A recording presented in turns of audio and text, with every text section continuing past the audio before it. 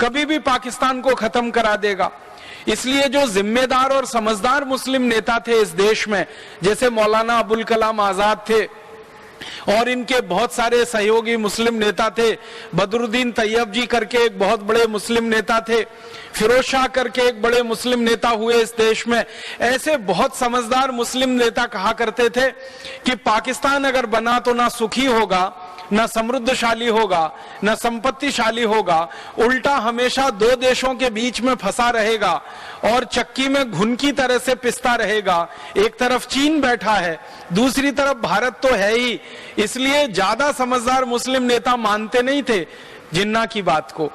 फिर आप बोलेंगे फिर जिन्ना ऐसे आगे कैसे बढ़ गया? वास्तविकता ये थी कि जिन्ना की ये जो मांग थी पाकिस्तान बनना चाहिए, इसको अंग्रेजों का भरपूर समर्थन था।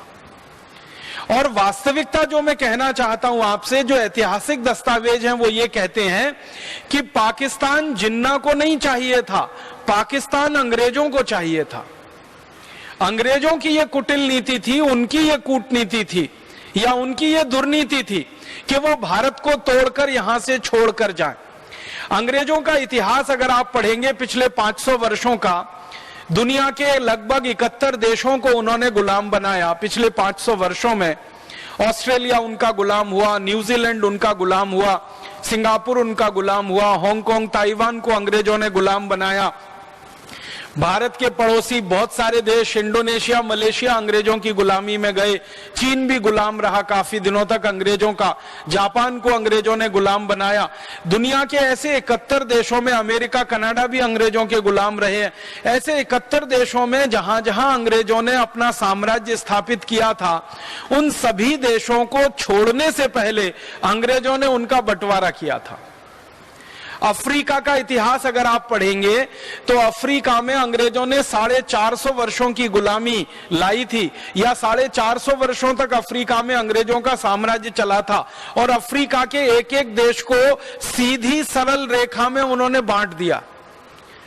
अगर आप थोड़ा सा विश्व के मानचित्र का अध्ययन करेंगे तो अफ्रीका का नक्शा अगर आप देखेंगे तो अफ्रीका के जो देश हैं, जैसे नाइजीरिया है, जैसे सोमालिया है, जैसे इथियोपिया है, जैसे जिम्बाब्वे है, ऐसे अफ्रीका के छोटे बड़े देशों को आप देखेंगे नक्शे में तो सभी देशों की सीमा रेखाएं एक सरल रेखा है, स्ट्रेट लाइन है। कोई देश चौकोर है, कोई तिकोना है, कोई पंचकोणीय है, कोई षटकोणीय है। इस तरह से देशों को काटा है। मैं आपको जो कहना चाहता हूं वो ये कि देश की सीमाएं कभी भी सीधी सरल रेखा नहीं होती। देश की सीमाएं टेढ़ी मेढ़ी रेखा होती हैं। भारत की सीमा को देखो, अंग्रेज तो भारत को खंड खंड तोड़ना चाहते थे। वो तो भारत देश के ऊपर भगवान की कृपा हुई कि सरदार वल्लभ भाई पटेल जैसा लौह पुरुष हमको भेज दिया उसी समय में, और उनकी दूरदृष्टि थी, उन्होंने अंग्रेजों की चाल को कामयाब नहीं होने दिया। वरना अंग्रेज तो भारत के 565 टुकड़े करना चाहते थे और भारत को वो ऐसे ही बांटने की योजना लेके आए थे जैसे अफ्रीका को उन्होंने बांटा। तो अफ्रीका के देशों के बारे में आप ध्यान से देखेंगे, सभी देशों की सीमाएं स्ट्रेट लाइन में है, सीधी सरल रेखा है। ऐसे बांटा है अंग्रेजों ने मनमानी से, मनमर्जी से। तो अंग्रेजों की योजना थी, जैसे अफ्रीका में उन्होंने किया कि देश को छोड़ा तो बंटवारा कराया उस देश का, खंड खंड तोड़ा उस पूरे अफ्रीका के लोगों को, वैसे ही उनकी योजना भारत के लिए थी कि भारत को वो छोड़ेंगे तो एक देश नहीं रहने देंगे, उसको खंड खंड तोड़ेंगे। तो उन्होंने क्या किया, भारत में 565 रियासतें हुआ करती थी, उनके राजा हुआ करते थे, उनको भड़काना शुरू किया, उकसाना शुरू किया, और हर एक राजा को अंग्रेज ये कहा करते थे प्रत्यक्ष और परोक्ष रूप से कि आप चाहो तो भारत से अलग हो सकते हो। और ज्यादातर राजा ये कहा करते थे नहीं, हमको तो भारत में विलय होना है, भारत में मिलना है। तो फिर अंग्रेज उनको और चिढ़ाने के लिए कहते थे कि फिर आपकी मर्जी, भविष्य में आपका क्या होगा हम नहीं जानते। तो इस तरह से राजाओं को भड़का के, राजकुमारों को भड़काकर उनकी योजना थी कि वो भारत को 565 टुकड़ों में तोड़ें। लेकिन उनकी ये योजना कामयाब नहीं हो पाई, क्योंकि उनकी योजना को नाकामयाब करने के लिए सरदार वल्लभ भाई पटेल ने रात दिन एक कर दिया था और जी जान लगा दिया था। इसलिए भारत की अधिकांश रियासतें, 3 को छोड़कर, एक रियासत थी जम्मू कश्मीर, एक रियासत थी उसका नाम था जूनागढ़ जो गुजरात में है, समुद्र के किनारे है, और एक रियासत थी हैदराबाद। ये 3 रियासतों को छोड़कर 562 रियासतों ने अंग्रेजों की किसी बात को नहीं माना था और उन्होंने संकल्प लिया था कि भारत की आजादी के साथ हम भारत में ही रहेंगे, भारत में ही विलय होंगे, हमारा भारत से अलग कोई अस्तित्व नहीं है। तो अंग्रेजों की चाल कामयाब नहीं हुई, 562 रियासतों ने भारत में मिलने का फैसला किया था और वो विलय हो गए।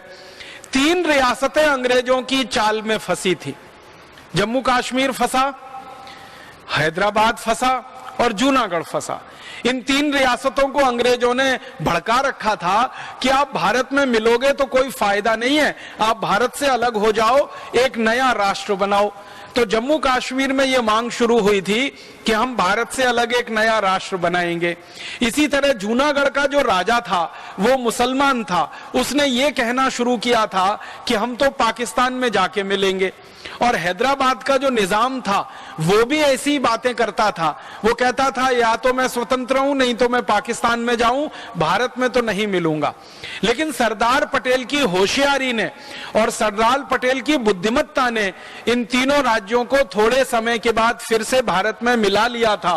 अंग्रेजों का शासन खत्म होने के बाद ये तीनों रियासतें भारत में आकर मिली।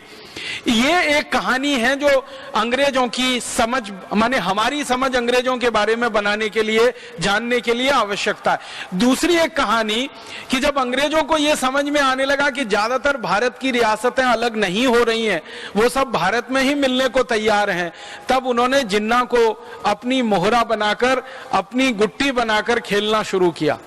जिन्ना को अंग्रेजों ने एक प्यादे की तरह से इस्तेमाल किया। शतरंज का जो खेल होता है ना, उसमें कुछ प्यादे होते हैं, वैसे ही जिन्ना अंग्रेजों का प्यादा बना। और जिन्ना के पीछे अंग्रेज तब से लगे हुए थे जब मोहम्मद अली जिन्ना लंदन में वकालत पढ़ने के लिए गया।